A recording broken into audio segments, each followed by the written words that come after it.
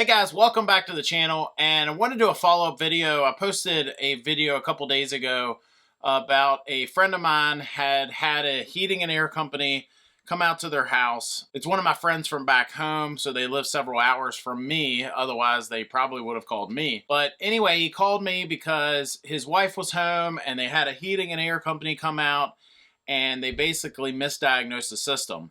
And so I posted that video right here. So check that out if you haven't seen it. But I had a few folks comment and ask about, what did the company find? How do I know that they misdiagnosed it until they actually do find out what's wrong with it, and so on. And so I wanted to do this follow-up video. The company had a more senior tech out today. That was their verbiage, not mine. And he found the problem, which of course I can sit here and say it now that it's what I thought it was all along. But my friend can tell you that I told him originally that it sounded like that it could be low on refrigerant. That company actually sent him a video. I'm actually going to show a little clip of that right here.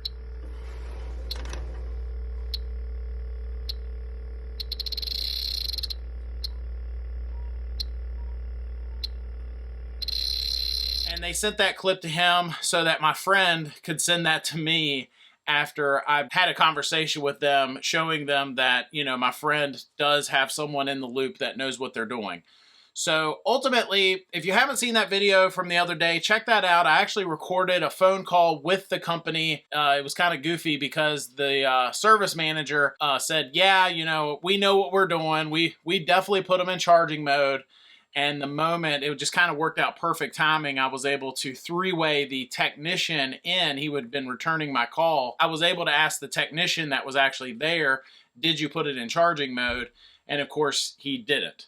And so I think the moral of the story here is if you're a homeowner and you do catch this video, again, as I said in the other video, is just know that it's okay to get a second opinion. That, sometimes we're talking about pretty expensive repairs. I have no problems with my customers getting a second opinion. If I'm confident that I diagnosed that system correctly, I shouldn't have a problem, right? And nobody's perfect. That's the thing.